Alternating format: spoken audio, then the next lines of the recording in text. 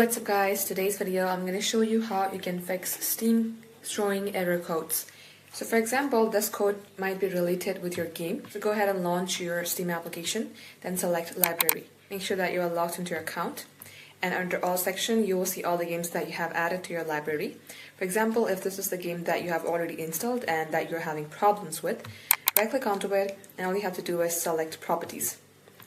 And as you select properties, make sure under the launch options that you type in this exact code. And as you do that, now under installed files, you'll see verify integrity of game files. If you click onto it, it will verify your game's integrity, so go ahead and click onto it. It might take a couple seconds depending upon the data that you have in that specific game.